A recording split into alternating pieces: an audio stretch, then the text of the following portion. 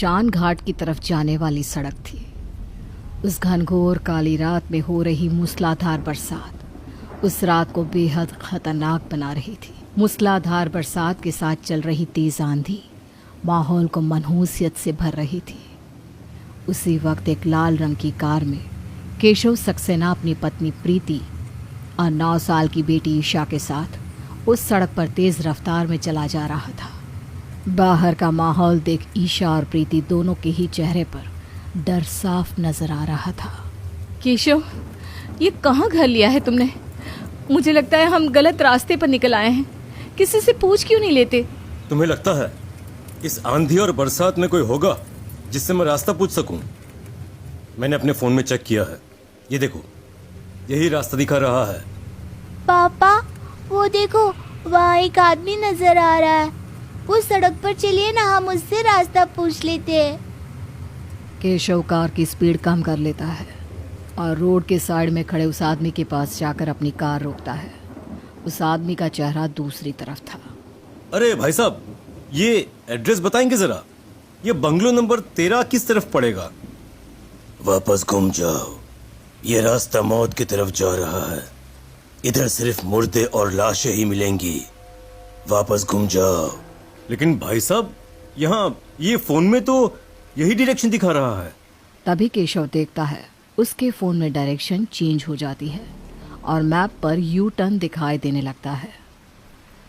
अरे ये क्या? अभी तक तो डायरेक्शन इधर ही थी, अभी ये यू टर्न। शायद ये भाई साहब ठीक ही कह रहे हैं। केशव चलो, मुझे कुछ सही नहीं लग रहा, हमें वापस चलना चाहिए। जैसे ही प्रीति ने केशव को वापस चलने के लिए कहा तो अचानक वो आदमी भयानक तरीके से हंसने लगा, लेकिन उसका चेहरा अभी भी दूसरी तरफ ही था। उसके खौफनाक हंसी सुनकर केशव, प्रीति और ईशा बुरी तरह से घबरा गए। केशव ने जल्दी से कार को घुमा लिया। तभी वो आदमी जोर से चिल्लाने लगा, जाओ, वापस जाओ, ये रास्ता शमशान की तरफ जाता है। इधर मौत है, सिर्फ मौत। मैंने तुम्हें बचा लिया, लेकिन अब उसके कहर से तुम्हें कौन बचाएगा? बंगलो नंबर 13 यानी मौत का घर, मौत का घर। लेकिन तब तक केशव काफी दूर निकल चुका था। उसने उस आदमी की बात नहीं सुनी। कुछ देर के बाद जैसे ही केशव की कार आगे बढ़ी, सामने सिर्फ अंधेरा था। उसे कुछ भी नजर नहीं आ रहा था। कार की लाइट के सामने उबड़ खाबड़ रास्ते को देख केशव और उसकी फैमिली को एक अजीब सा डर सताने लगा। तभी अचानक आसमान में जोर से बिजली कड़की और उस बिजली के उजाले में केशव को सामने एक घर दिखाई दिया। फोन के मैप में भी अब वहीं की लोकेशन दिखाई दे रही होती है।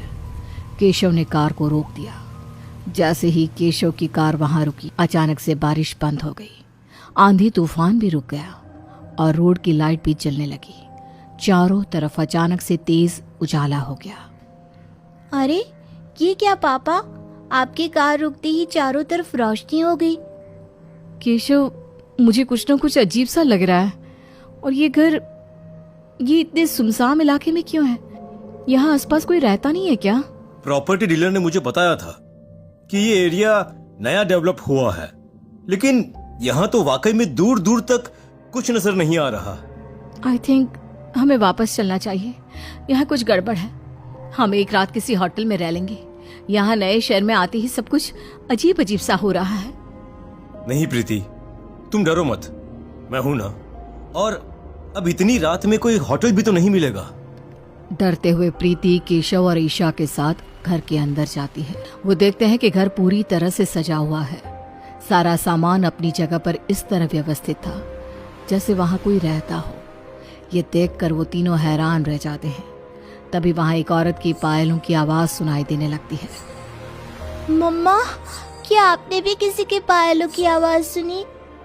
हाँ बेटा, ऐसा लगता है जैसे कोई औरत पायल पहनकर चल रही हो, लेकिन यहाँ तो हम लोगों के अलावा कोई भी नहीं है। अब पायलों की आवाज और ज्यादा तेज हो जाती है। केशव भी अब बुरी तरह घबराने लगा। तभी एक औरत वहां आती है जिसका चेहरा एक लंबे घूंघट से ढका हुआ था। कौन हो तुम? और यहाँ किसने भेजा है तुम्हें? मैं आपकी नौकरानी हूँ मालिक। कितने बरसों से यहाँ अकेले इस घर में किसी के आने का इंतज़ार कर रही थी। आज इस सुनसान घर में पूरे 100 साल के बाद किसी के कदम पड़े हैं। मेरी खुशी का तो ठिकाना नहीं है। क्या क्या कहा तुमने? 100 साल? लेकिन तुम 100 साल से यहाँ, मेरा मतलब ये क्या कह रही हो तुम? केशव चलो यहाँ से, मुझे बहुत डर लग रहा है। तभी वो औरत अपने चेहरे से घूंघट हटा देती है। उसके जले हुए चेहरे पर कीड़े बिलबिला रहे होते हैं, मांस के लौथड़े निकल निकल कर बाहर आ रहे होते हैं। ये देखकर केशव, प्रीति और ईशा डर से चीखने लगे। उन्होंने जैसे ही वहां से भागने की कोशिश की, तभी अचानक चारों तरफ से कई लोगों के एक साथ बेहद डरावने तरीके से रोने और चीखने की आवाजें आने लगी। इस बंगलो नंबर 13 में एक बार आने के बाद कोई वापस नहीं जा सका। तुम कहीं नहीं जा सकते। ये घर शापित है, इसे मुक्ति चाहिए, और वो मुक्ति तुम तीनों के खून की बलि से मिलेगी।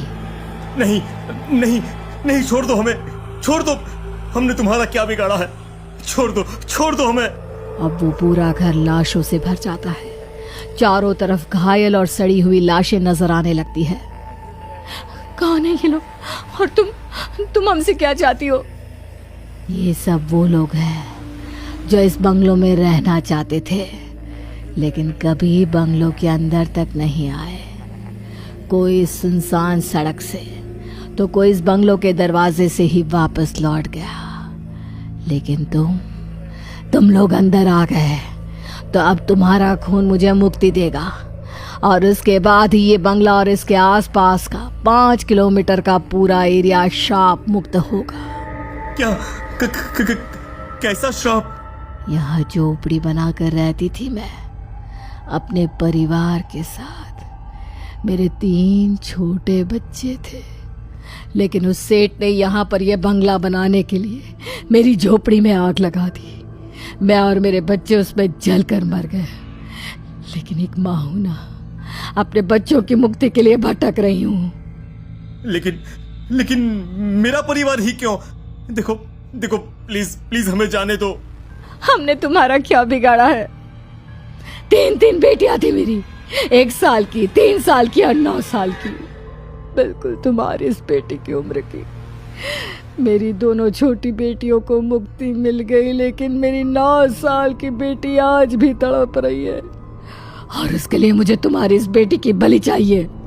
नहीं, ऐसा नहीं हो सकता। अब ऐसा होकर रहेगा। शुक्र हो मेरे पति का, जिसने तुम्हें इस रास्ते भेजा।